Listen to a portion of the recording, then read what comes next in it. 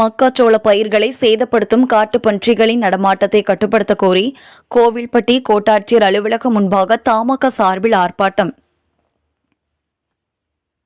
தூத்துக்குடி மாவட்டம் கோவில்பட்டி, கயத்தாறு, விளாத்திக்குளம், ஓட்டப்பிடாரம், எட்டயாபுரம் உள்ளிட்ட பல்வேறு பகுதிகளில் மானாவாரி நிலங்களில் அதிக அளவு விவசாயிகள் உளுந்து, பாசி, மக்காச்சோளம், வெள்ளைச்சோளம், பருத்தி போன்ற பல்வேறு வேளாண் பயிர்களை பயிரிட்டு விவசாயம் செய்து வருகின்றனர்.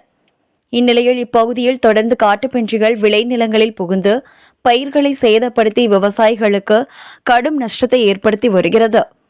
இதனால் விவசாயிகள் கடுமையாக அவதியடைந்த நிலையில் காட்டுப்பன்றிகள் காவலுக்கு இருக்கும் விவசாயிகளை கூட தாக்கி பெரும் சேதத்தை அவர்களுக்கு ஏற்படுத்தி வருகிறது.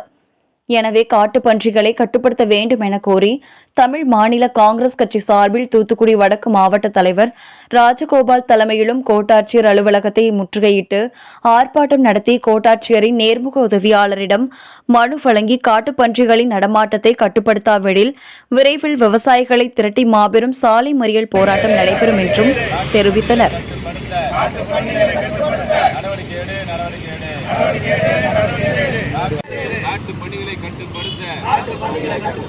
காட்டு பணிகளை கட்டுப்படுத்த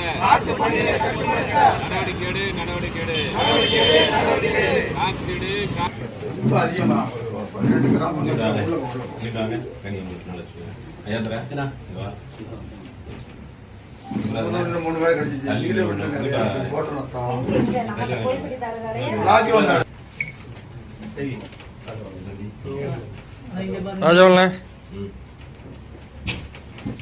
அதாவது இதோட நோக்கம் என்னன்னு கேட்டீங்கன்னா, வரக்கூடிய 17ஆம் தேதிக்குள்ள நடவடிக்கை எடுக்கணும்னா மதுரை தூத்துக்குடி நெடுஞ்சாலையில் உள்ள வெம்பூரில் முன்னால் வச்சு சாலை மறியல் விவசாயிகளுடைய நலனை கருதி